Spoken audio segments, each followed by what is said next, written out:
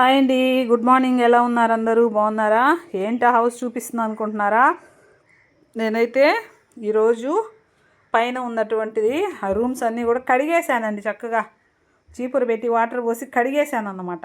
ఎందుకంటే monthly once compulsory అయితే కడిగేస్తూ ఉంటాను. మామూలుగా అయితే తుడుస్తూ ఉంటాను. తుడిచేది వేరు, కడిగేది వేరండి. అవునా కాదా చెప్పండి? కడిగితే మాత్రం మొత్తం అంతా పోద్ది అన్నమాట. ఎక్కడెక్కడ ఉన్న డస్ట్ అంతా పోతుంది. ఇట్లా 2 రూమ్స్ని అయితే కడిగేశాను.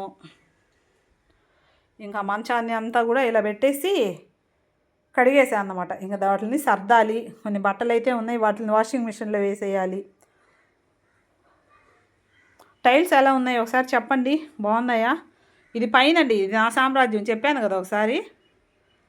ఇట్లా ఇవన్నీ ఏదో కుట్టాల్సినవి ఏవో అన్నీ చూడాలండి, అవి ఏమున్నాయో అనేది చూసేసి తీయాలి. ఇదిగోండి, ఇది ఇంకా ఈ శారీ ఒక్కటే ఉంది, స్టిచ్ చేసేయాలి.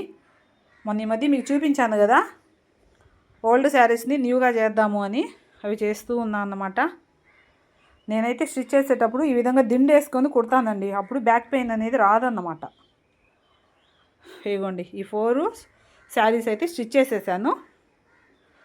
ఇలా పెట్టుకో ఉంటానండి. అంటే నా అవసరమైన వస్తువులన్నీ ఇలా ఉంటాయి. వాటిని కూడా ఇంక వాషింగ్ మిషన్లో వేయాలి. ఈ దుప్పట్లు చిన్నోడు చూడండి. ఓకేనండి, ఇట్లాగా మనకు ముందు అలాగ పెట్టేసి ఉన్నాను అన్నమాట ట్రీస్. ఓకే, మర్చిపోయాను, మన టైల్స్ ఏ విధంగా ఉన్నాయో కొంచెము కామెంట్ అయితే చేయండి. నాకు బాగా నచ్చాయి ఇవి, అందువల్ల ఇవి వేయించాను అన్నమాట. కింద అయితే మార్బుల్స్ ఉంటాయి, పైన వచ్చేసి టైల్స్ వేయించాను.